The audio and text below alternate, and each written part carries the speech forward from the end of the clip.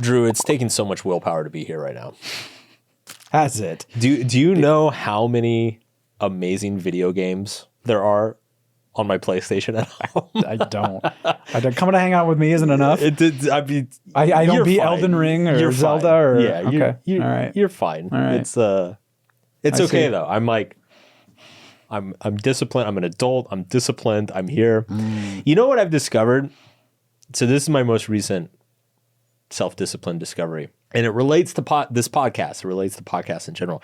So I, for months and months and months, I had like all this like nagging housework that needed to be done. Like you own a home, you know how it goes. Like fucking gate latch breaks and blinds need to be replaced and screen is fucked up. Like all these little things that I kept putting off.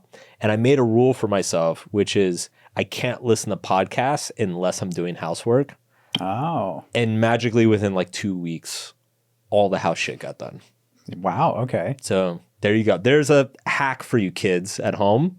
Pair something you like and you don't like and like put them together and voila. I like that. All right, end the show. You're welcome. Device. That's it. I'm going back to Elden Ring.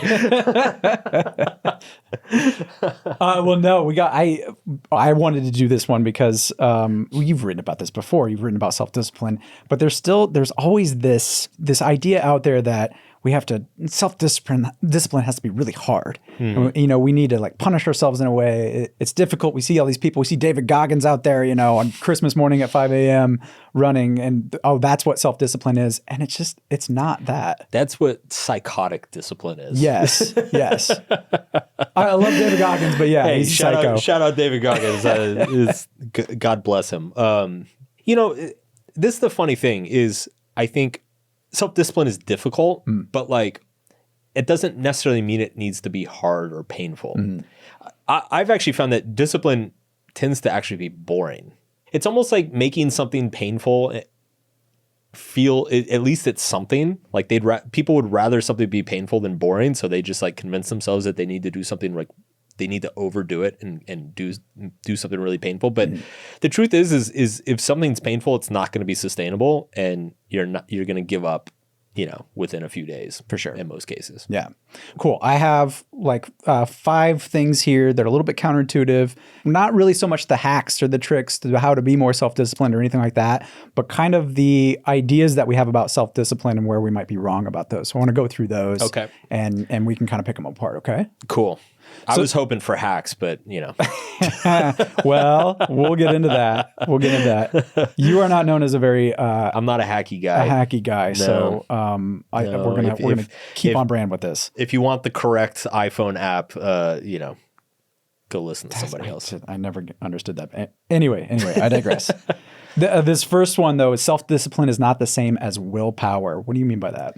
So this is actually super, super important. And this is like... It's foundational for sure. This is foundational. If you look at all the research on discipline and behavior change and people who stick with new habits or new behaviors. Willpower and self-discipline are different things. And I think most people assume they're the same thing. Willpower is your short-term emotional energy that you leverage to do something that is difficult or unpleasant or new or challenging, right? So it's like you want to start a new gym habit. You don't really want to get off the couch, but you know you should do it. And so it's like it's that energy that you use to force yourself into doing something that you kind of don't already want to do or you don't have the momentum to already do.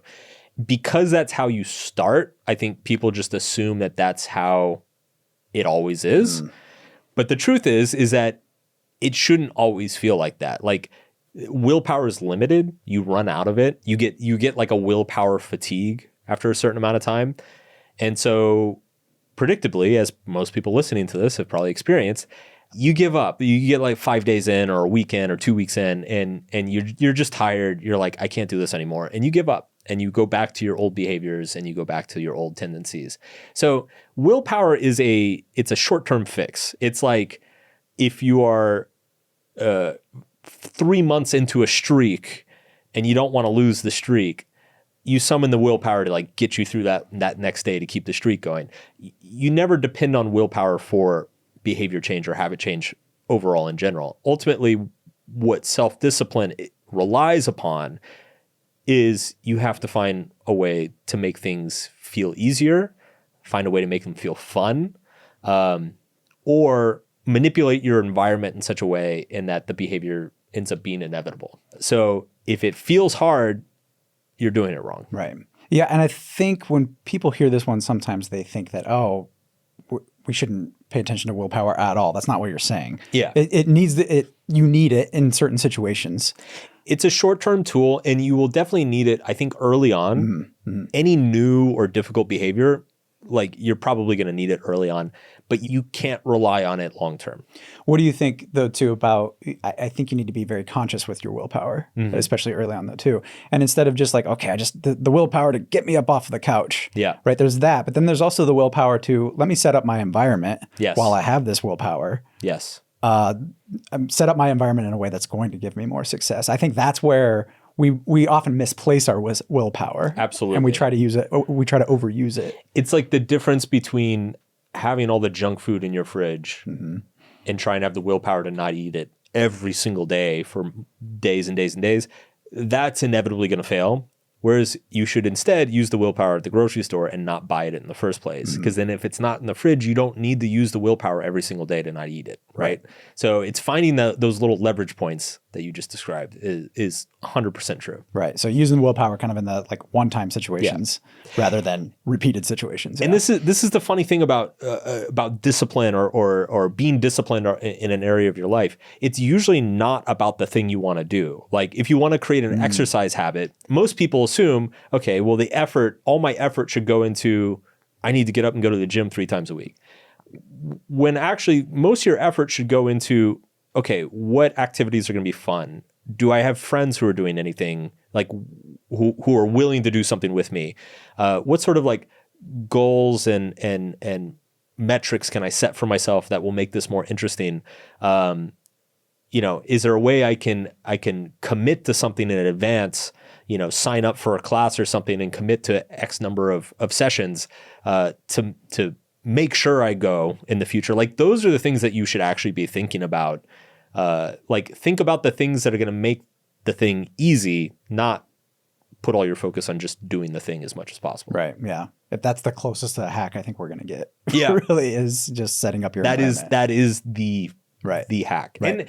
And this is where like, we're kind of teasing and making fun of, like, I always think of it like the kind of the Tim Ferriss stuff or the Huberman stuff. Like those guys, like they love to get into the nitty gritty of like, okay, like what kind of pen do you use? And like, what's your favorite to-do list app? And like, I hear that stuff and I'm just like, who cares?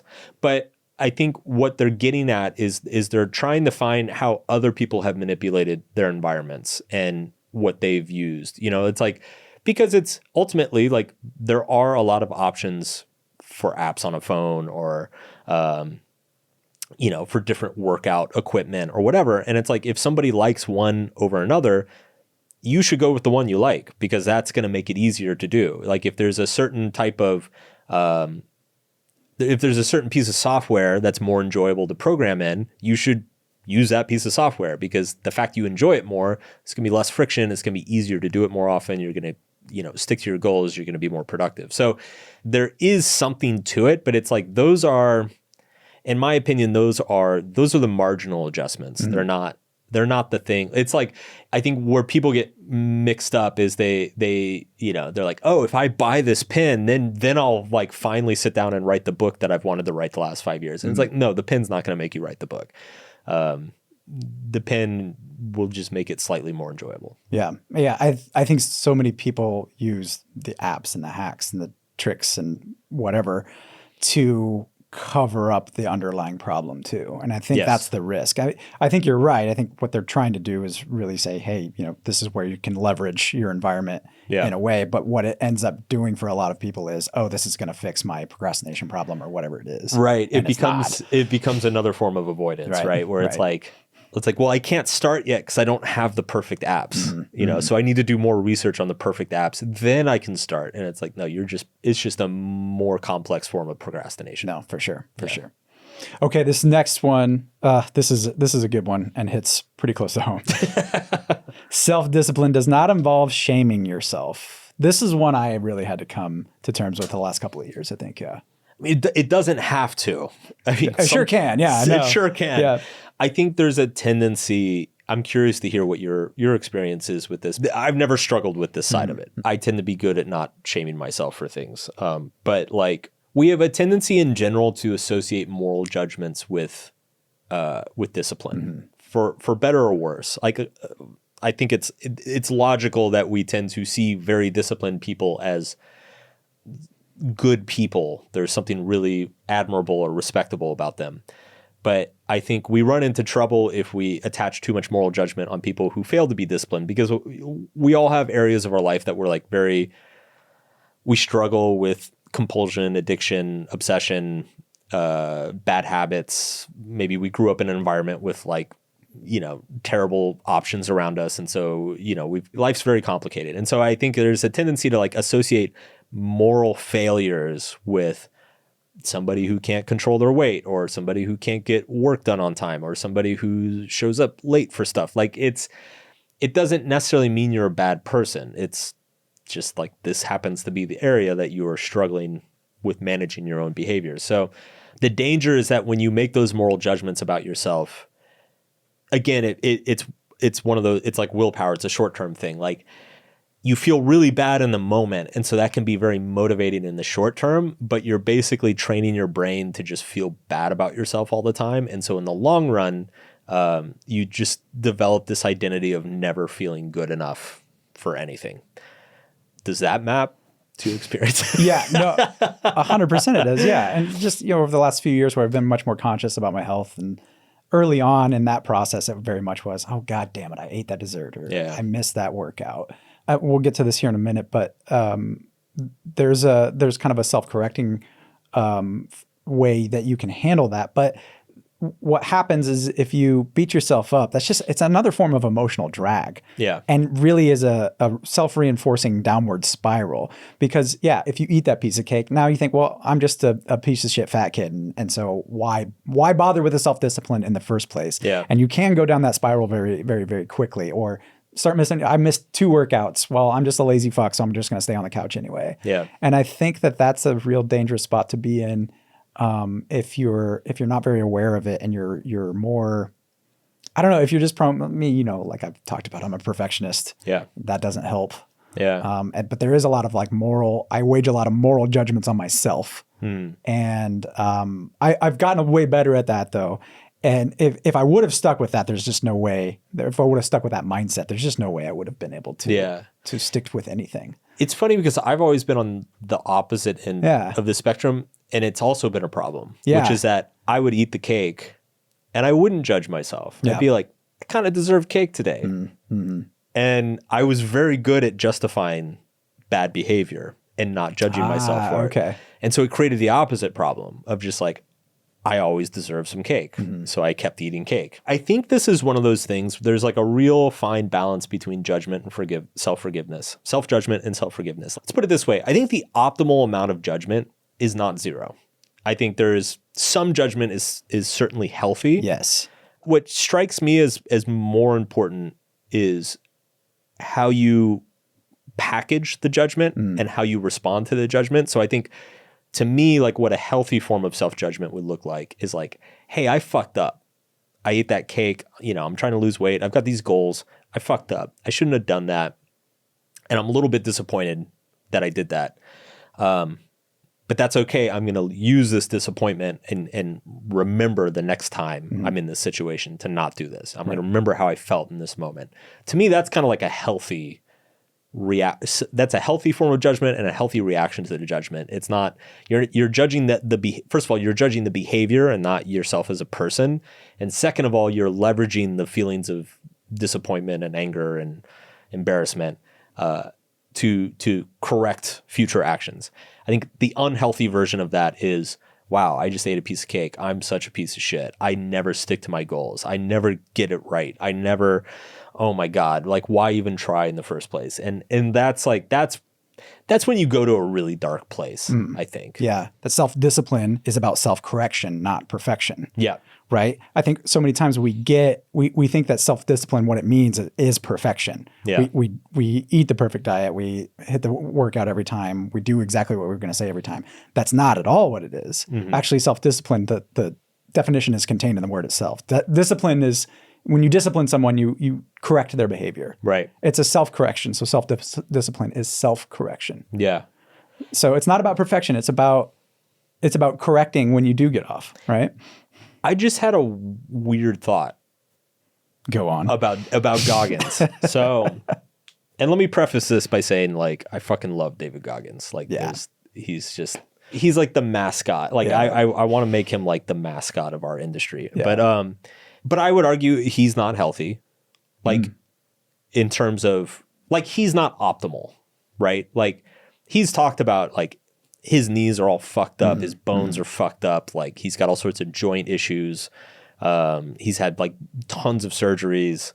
I believe he's had lots of relationship and marriage problems. Like, he's clearly not a balanced guy, which is fine. Like, you know, who is balanced? Right. But I'm going to use him as an example of how, like, that inaccurate definition of discipline is actually not discipline, right? Like, discipline is what you just said. It's like correcting the suboptimal things in our lives to make our lives better. Whereas just like developing the ability to put yourself through painful shit over and over and over again, by your definition, that's technically not discipline. You could argue that that's another form of compulsion or another form of being out of control. Right. Like, I don't know Goggins, but he strikes me as somebody who compulsively exercises. Like, I don't think he knows how to stop. Right. Or at least from the outside, he strikes me as somebody who doesn't know how to stop. And so I think anything in your life, whether it's, you know, eating cake or smoking crack or exercising or working or, you know, partying, sex, drugs, whatever, if you feel like you can't stop, and you have all these narratives around stopping that, like, you're a piece of shit if you don't do it, and you're a failure, and oh my God, you'll never amount to anything. Like, that's not healthy. It's just like we're used to compulsive behaviors being like very clearly and obviously unhealthy. Right. Whereas if you replace it with something that on the surface is very healthy and admirable, which is like running ultra marathons and fucking like doing insane workouts every day, I think it kind of slips by people that, like, that actually isn't discipline either, even though maybe from the outside it looks like it is. Well, is self-discipline just trading addictions, one addiction for a better addiction? We've talked about this before. Rich Roll we had on. Is that what it is? Are you leveraging? Because I think you're right. I think David Goggins is a compulsive guy, just personality wise. Sure. And he's talked before. He was overweight. He had issues with food and alcohol and everything like that. And then he turned his compulsion into becoming a Navy SEAL and an ultra marathon runner. Is that what self-discipline is? Is it leveraging your addictive tendencies? Your addictions? Yeah. Yeah. Like finding healthier outlets. I honestly, I don't know. Yeah. I really don't know. I do know that, like, I have definitely had I don't know if I would call myself like an alcoholic or an addict, but like I've had very addictive relationship with both food and alcohol in my life. And one of the most effective things I have found is replacing those compulsive behaviors with better compulsive behaviors, with healthier compulsive behaviors. So like, I definitely don't, that was one of the first things when we had Rich on, he like asked me, he was like, when you stopped drinking, did you find yourself doing other things compulsively? And I was like, yeah, I definitely did. Sure. I started working more. I started exercising more. I started running a ton, like things, it definitely changed. So I don't know, like maybe different people have kind of a set point of addictive energy in their lives. And if your set point is extremely high, you have to be very, very careful, like where you direct that energy, because wherever you direct it, you're probably going to have very compulsive tendencies. Whereas some people have like a very low addictive set point and they can be more lax about it. Okay. You know? Okay. Well, then this next one. That's a harebrained theory, by the way. I have no. I like it. No, I like it. I just pulled that out of my ass. Yeah. Right here. Right here. Solar Not Giving a Fuck podcast exclusive. I could point entertain addiction that theory. one. Yeah. There you go. I could entertain that one. You heard it here first, folks. This next one might, well, I don't know. It might challenge that one a little bit though too, which is real self-discipline isn't painful. It's boring. The boring part. If it's an addiction, is it boring? You know, I don't know. That's maybe reaching a little bit. Yeah. I mean, again, I think people think, oh, there's that willpower again. We got to grit through this and just fucking grind. And that's not really self-discipline either though. Well, I think it's boring. This kind of comes back to is like, how do you actually change a behavior? Mm-hmm. And I would argue that you've changed a behavior when you don't notice you're doing it anymore. When it just, you just do it unconsciously without having to think about it, which I guess by some definitions you would call that boring. Mm-hmm. When it's not a thing, like it's just like, oh, it's 8 a.m. I do my workout class or, it's Saturday afternoon. I call my parents. Like it's when it just becomes such a natural part of your reality that you don't have to think about it and it doesn't require any extra energy or anything. Yeah, then it just becomes a mundane part of your life. Right. I guess, I don't know if it's not I don't know if saying it's not painful is necessarily true. And I don't know if saying it's boring is like the most accurate way to describe it, but it's more like, you've become disciplined with something where it's like, it doesn't even register on your radar as like a thing. Mm-hmm. Yeah. Yeah. And I think early on, especially people will look at the painful part of it and say, oh, this must be super valuable maybe, and kind of romanticize the pain. Yes. Where over a long period of time, the pain, like I think what you're getting at, the pain actually doesn't necessarily diminish, but it just, you see it differently. Yeah. Well, so, okay. That's a really good point because the pain can be like the pain can be seductive. Mm-hmm. We were talking about this on a previous episode. So I did CrossFit years ago, like 2017, 2018. And it was funny because I was much less experienced with exercise at the time. And I kind of had this like romantic view of like, the harder your workout, the better it is, the better you're doing. And so I would go to this CrossFit gym and I would just I would literally work out so hard that I couldn't get up off the floor afterwards. And at the time I'm like, man, I'm fucking killing it. I'm crushing it. Mm-hmm. And the truth is that it's a little bit of a red herring. Like it's one of those things like it feels more valuable because you sacrificed more when actually it's not.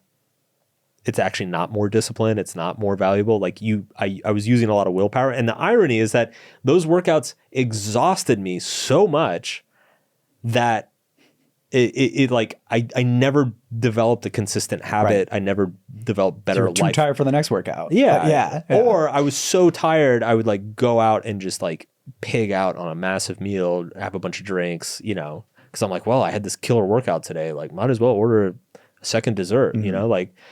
And that's the interesting thing too, is that in a lot of the research about willpower, like willpower being finite, they find that, there's a relationship between like blood glucose levels and feelings of willpower. So like, on a literal biological basis, it's like if your body is sapped of energy physically, you will have less mental. I mean, in everybody's experience, everybody knows that when you're hungry, you make worse decisions, or like you're like less disciplined, or you have less willpower. So anyway, I think that was my point though, is that the romanticizing of this has to be a painful, momentous thing. I want to make a big change, and therefore I need to have I need to feel that. And pain is a good way to feel that. And actually what it is more about the boring consistency, like you were talking consistency, about. Yes. I'm doing CrossFit now, and we've talked about this before too, but I really, early on, it was definitely like that. It was definitely like, oh, these big workouts, I'm so exhausted. I can't go to another workout for 3 days. Yeah. And I figured out very quickly that was not sustainable. So I'm reducing my weights. I usually don't do the recommended weight or the recommended intensity, just because I know I need a little bit of gas in the tank for the next one. Yeah. And that's been a huge one for me too. Yeah. I think there's something that like, because, and maybe this comes back to how we just romanticize the change we want in our lives itself, right? Like, so we kind of convince ourselves, we have a tendency to convince ourselves like, oh, if I could just, you know, get a raise, everything would be so much better. If I could just buy a house, everything would be so much better. Or if I could just lose, 10, 20 pounds, everything would be so much better. And so there's all this emotional investment on the outcome of the change that we want. And because there's so much emotional investment in that, we assume that the sacrifice must be proportional to that emotional investment. So it's like, okay, my life's gonna be so much better if I lose 20 pounds. Therefore, I gotta be ready to like give up so much and like suffer and go through the shit. When it's like, actually, if you just fucking like cut a few things out of your breakfast and go for a walk every day for 6 months, you'll probably get there. Right. And it wasn't painful at all, and you didn't have to suffer that much, and it wasn't a huge sacrifice. But it's boring, and nobody makes YouTube videos about that. And nobody, exactly. Yeah. So. Exactly. Nobody listens to a podcast about, having one fewer pancakes and going for a walk after lunch. Right.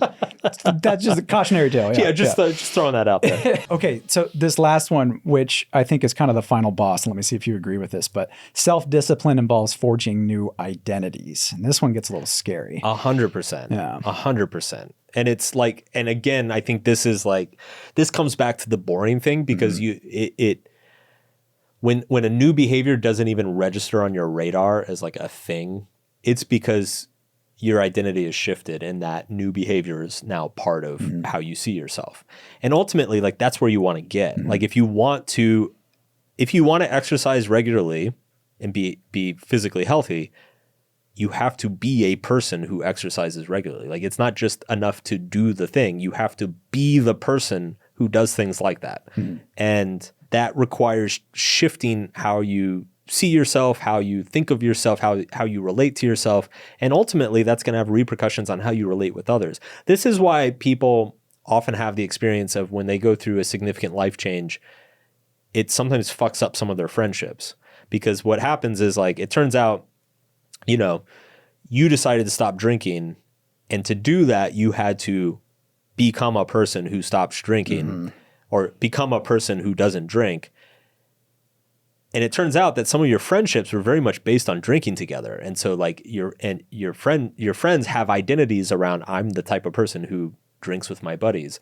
And so when your identity shifts, it throws those relationships into disarray and causes a lot of tension. And in some cases you lose the friendships and relationships. In some cases it causes drama and people get pissed off at you. So I think this is at the core of like that common experience of like when you change, some people don't come along with you. And it's not because they're bad people or you did anything wrong. It's just like you're a different person. By definition, you are a different person. You see yourself differently, you do different things, and therefore you're not going to relate to the people in your life in the same way that you did before. Right. I think this is also an argument for why, but this is why change can take so long too, because when you are aiming for like an identity change, that doesn't happen overnight. No. Right. And I think for me anyway, that really, it was like, oh, okay, this is going to take a long time. This might take a year to really get into this and really, really change my mind around that. That helped me say, that helped me kind of push through those times where I didn't want to do it. Where it's like, okay, this is an identity change. I'm becoming a different person. I don't know. For whatever reason for me, I was like, okay, that made it so I wasn't so impatient all the time. Yeah. What do you think of that? Yeah. Because you went through identity changes in your life, like you went from, a young kind of party boy, right? Sure. And that was a painful experience to go through when you changed that identity, right? I think, yeah. It's the behavior, it's very clear and obvious. It's like you're either doing the thing or you're not doing the thing. Okay. Whereas the identity, it is a very gradual, long-term thing. And there's an emotional process with that too, right? So it's like early on, there's an excitement. Then there's maybe a little bit of tension and stress. Maybe you like backtrack a little bit or you like relapse. And also there's like a period of grief, I think, because to become a new person, you have to let go of who you used to be. Like you kind of have to let the old person die. And the same way you would grieve a friend, I think you have to grieve the former version of yourself. And so there's a little bit of a sadness that comes with it of like, wow, I'm never going to be that guy again. Like, I feel that sometimes too, like when I think about kind of my previous identities, I definitely with the party thing, like I struggled with that a lot because I really, really enjoyed that phase of my life. And then when I hit a point where I stopped enjoying it, I just became very sad. And it's not that I like wanted to go back to it because it's like I didn't enjoy it anymore. It just kind of like it's that realization of like I'm never gonna be that again. And it was a great time and I really enjoyed it, but like it's gone now. Kind of like thinking about your childhood sometimes, right? Like it's like sometimes I don't know if you do this, but like sometimes I'll get like really nostalgic for something from my childhood, and then like I get kind of sad because I'm like, wow, I'm never gonna be young again. Yeah. Or like you go back home and it's different, and you're like, oh, this isn't the same. It's sad. There's a sadness to it. I think though too, it should be a slow process though. This identity change. I don't want anybody to think that can happen overnight. I mean, it can happen overnight, I guess. You could just decide to be somebody different. I've tried to do this before though, where I've tried to make big change in my life and do it kind of all at once. And there's a big identity change around it that needs to occur. And usually what ends up happening, like I've sold everything I've owned a couple of times at least, and just kind of like moved and got new friends. And that's happened in my life a couple of times. And you get a couple months into that and you're like, oh shit, I didn't think of all these other trade-offs. I've made a mistake. There's certain things that I value that I didn't realize I valued, and I gave that up. So I think it should be slow. Yes. I'm actually thinking about like, because there's a lot of promises in our industry of like, you can be a new person, like, after a weekend retreat or whatever. And you also run into people who claim that, right? Like you run into people are like, oh my God, it was life-changing. I'm a totally new person now. I've always been very skeptical of those people. And to me, that feels like another form of avoidance. Is that like, if you have managed to delude yourself that you have become a completely different person in like 48 hours, it's likely because you're like, I don't know, you're avoiding or running away from something. Like that's just my gut instinct on that. Yes. I've been there. Yeah, I have too. The exception might be, I don't know, like psychedelics. Like that, things can happen very, very quick with psychedelics. Even then though, I'm not sure, because I get what you're saying. I've been thinking lately too about the ways I've changed in the last, 10, 20 years, whatever. And I at the end of each one of these little thought experiments, I usually come to, I'm like, I'm not sure if anybody would notice that.